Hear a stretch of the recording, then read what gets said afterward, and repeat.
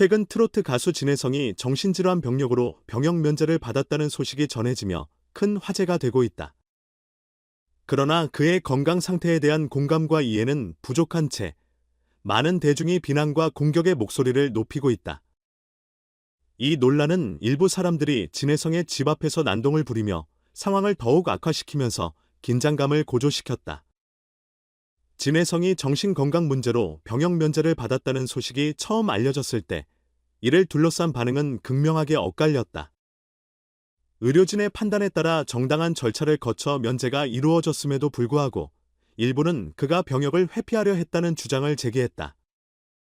특히 그가 병역 의무를 이행할 수 없을 만큼 심각한 상태인지에 대한 의문을 제기하며 자격을 문제 삼는 이들도 적지 않았다. 더욱 심각한 문제는 일부 대중의 과격한 행동이었다. 이들은 진혜성의 집 앞에 모여 고성을 지르며 난동을 부렸다. 이러한 행동은 단순히 의견 표명을 넘어 폭력적인 양상을 띠었으며 진혜성과 그의 가족에게 극심한 스트레스를 주었다. 결국 경찰이 출동해 군중을 해산하고 가수와 주변 사람들의 안전을 보호해야 했다. 경찰 관계자는 진혜성 씨는 규정에 따라 절차를 밟았을 뿐이며 아무 잘못도 없다며 대중들에게 자제를 요청했다. 그는 또 정신건강 문제를 겪는 사람들은 비난보다 동정과 지원을 받아야 한다고 강조하며 이들의 심리적 부담이 심각한 결과를 초래할 수 있음을 경고했다. 이번 사건은 정신건강 문제와 이를 둘러싼 사회적 편견을 다시 한번 드러낸 사례로 주목받고 있다.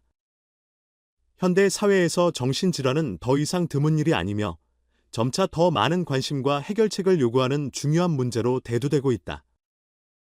그러나 여전히 일부 대중은 이를 이해하려 하기보다는 비난하거나 외면하는 경향을 보인다. 특히 한국 사회에서는 정신질환이 여전히 민감한 주제로 여겨지며 도움을 요청하는 것이 어려운 분위기가 형성되어 있다. 진혜성의 경우 자신의 정신건강 문제를 공개하고 병역 면제를 받는 과정을 투명하게 처리했음에도 불구하고 일부 대중은 이를 문제 삼으며 비난했다. 이는 단지 진혜성 개인에 대한 공격이 아니라 정신질환에 대한 사회적 이해 부족과 편견을 드러내는 사례로 볼 수 있다. 이러한 태도는 정신질환자들이 겪는 고통을 가중시키고 그들이 도움을 구하기 더욱 어렵게 만든다.